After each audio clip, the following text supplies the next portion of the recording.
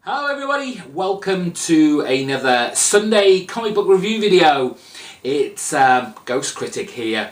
I'm here to give you my thoughts and opinions on the books that I picked up on Wednesday. So if you've already seen my new comic book day video, then you'll know exactly what is coming. And there was slim pickings because there were only 4 books on my pull list this week. And it wasn't particularly difficult to put them in order, ranking up to pick of the week, though I always find it a little bit nonsensical in the sense that I'm kind of comparing oranges to apples in some respects, because the comic books are so different. How do you compare them to put them in some sort of running order? And the only way I can is how well entertained I was as I read the comic books. Like I said, with only 4 books, it was pretty easy to put them in some kind of order. There will be spoilers in this video. If you've not read any of these books that I'm about to show, then either skip forward on the video or pause it and go read it and come back again. I won't mind.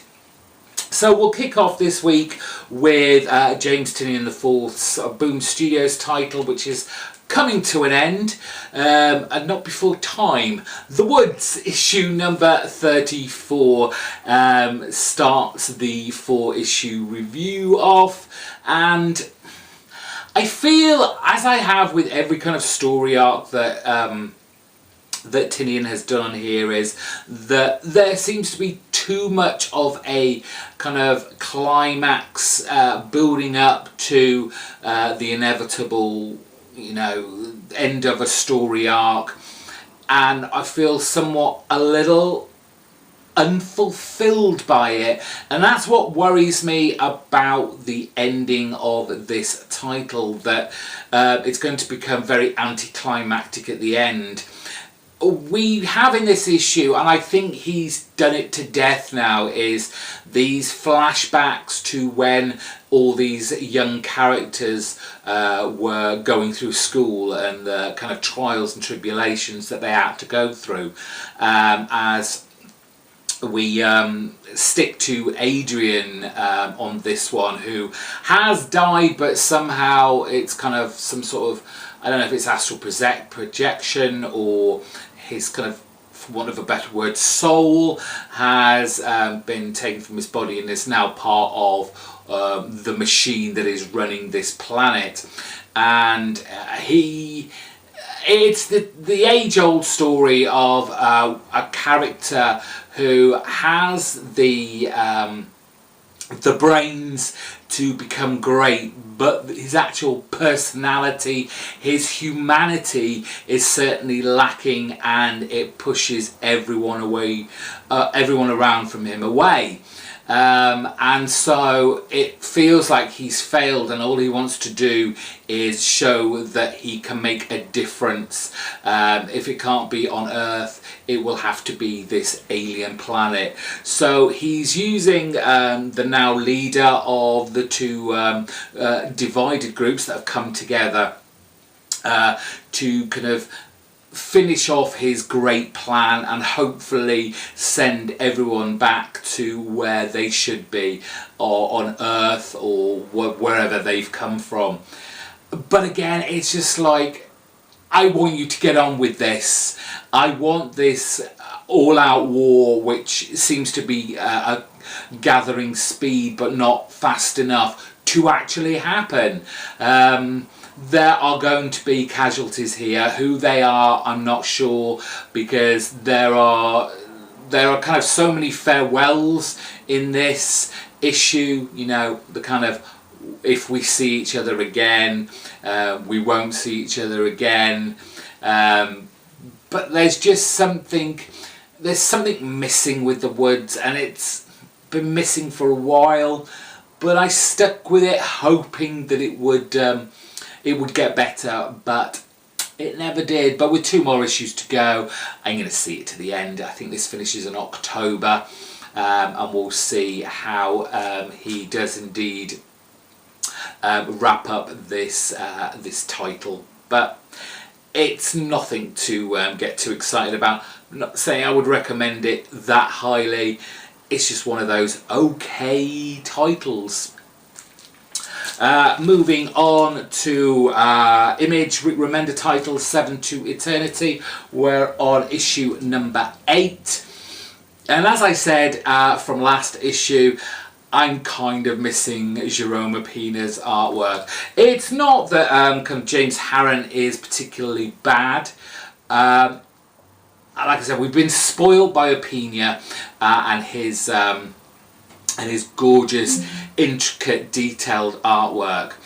And so when you get James Harren on here, it feels a bit messy. It feels a bit chaotic. And I'm not always sure that the characters I'm looking at are the ones I'm meant to be recognising.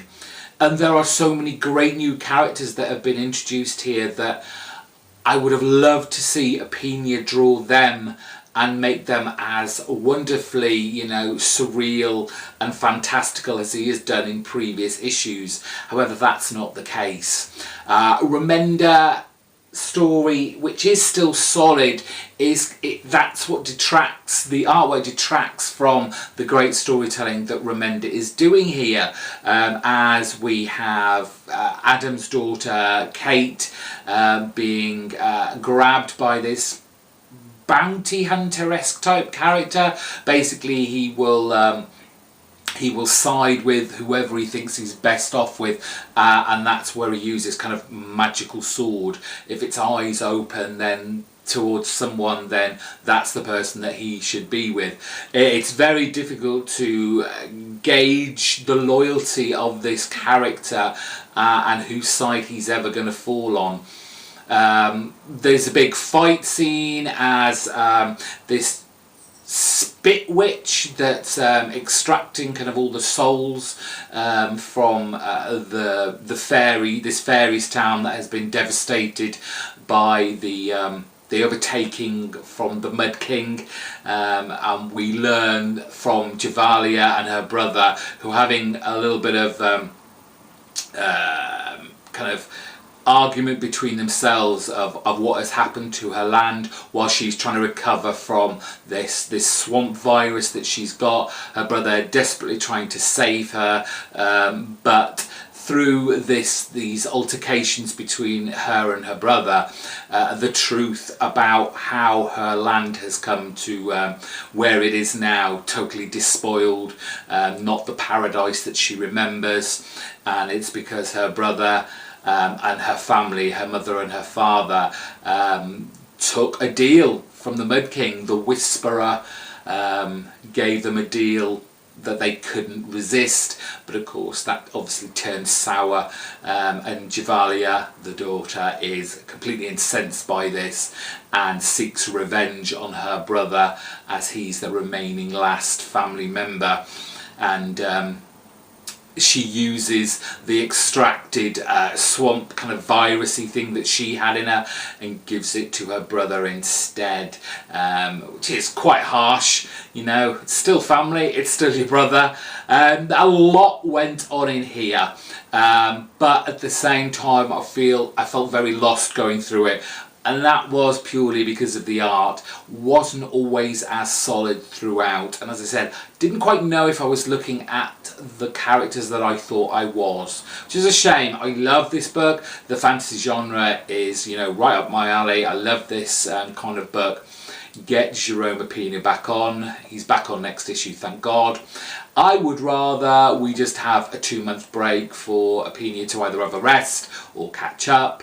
And take his time with this, so we get that beautiful running thread of these two creative teams working on a really great book.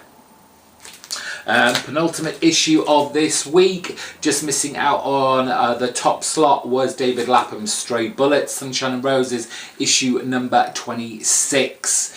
And this was at turns dark, humorous, emotional, violent. As always, Stray Bullets, you just don't know what path these characters are going to kind of fall under. and as Beth has left more damage in her wake, we see what she's left behind this time with her mother Annie, and I think it's Kretschmeyer who is in hospital, and these two strike up an unlikely alliance as they, obviously Annie wants more out of life than is being dealt her. And we've seen that through lots of issues previous to this. She always wants the best things in life, but doesn't really want to work for it, which is how she got into the whole the drug dealing and the getting involved with her daughter and all the money they've got and the cocaine they've got. But they've gone now, and this leaves Annie not only living now with a stroke after Beth hit her with a frying pan. Her kind of beauty is now faded, one half of her face is sunken, so she's not that beautiful kind of woman that she used to be. And while trying to get her kids back, a kind of truth comes out, which is kind of her own fault. She's taught her children that the best people are the most beautiful people, and ugly people aren't to be trusted. And so her children kind of run away from her. They turn their back on her, and there's an emotional impact there for Annie and to what her life has been, what it is now, what she has to look forward to in the future, which does seem to be with Kretschmeyer, which is not always a great thing because he's a bit crazy. He's a bit loopy in the head, but again, David Lapham just writing this great solid storyline which never lets up in quality. I'm never bored when I read this. I never expect things to happen because the unexpected always does. Great series. If you've not read Stray Bullets, a lot of this is collected already in trade. Read them, catch up, and then start picking this up in singles. Show your support for David Lapham's independent work. So finally, for my pick of the week, which is kind of the opposite of how I felt about The Woods, even though they're kind of doing the same thing. It's Jonathan Hickman, Dragotta and Martin's East of West. We're up to issue number 34, and when I say it's a lot like The Woods in some respects, but only this is done so much better, is that we have this oncoming war between all the nations, and it does seem to be a long time coming. However, Hickman knows how to add the stories and the layers and the richness to this universe, where you see all the different nations kind of vying for, you know, the top spot, the leadership, wanting to rule, like top dog, so to speak. But he does it so well, and with this issue we fall back to the House of Mao with, I think it's pronounced Zhao Lian, the daughter, who is now running the armies, and the pressures that leading her people to victory has, and the mistakes that are made, though she's trying to do good for her people, and how it eventually leads to the one place she's been trying to avoid or kind of disperse for a while, and that is this upcoming war. No matter how hard she tries in taking down those people that are really pushing for this nation upon nation war, she's going to be involved in it.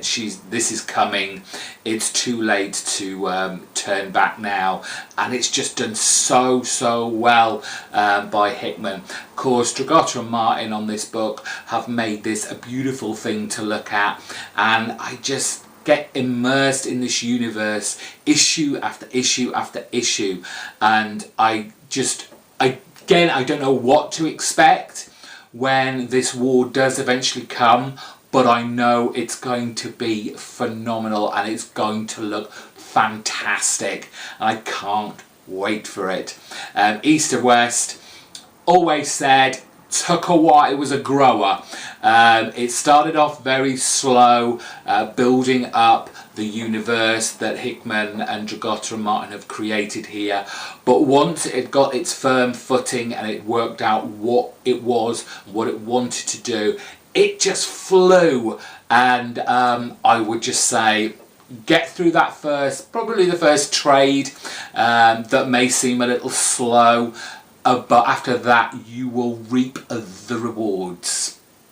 And that's it for this week. Sorry, $4. Very short video after last week's incredibly long video, but it's a nice little break for me and a nice little break for you too. Thank you all for watching. I am off for the rest of this week. I've got a week off, so I'm kind of considering doing some other videos, or at least preparing them.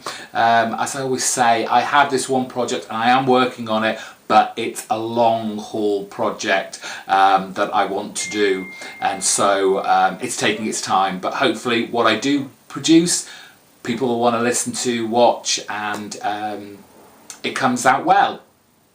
So until next Wednesday, when I'll have some more comics for you, and hopefully there'll be more than 4 on my pull list, I bid you adieu, goodbye, and I hope you've enjoyed your comic books this week. Don't forget to subscribe, like, and comment down in the box below.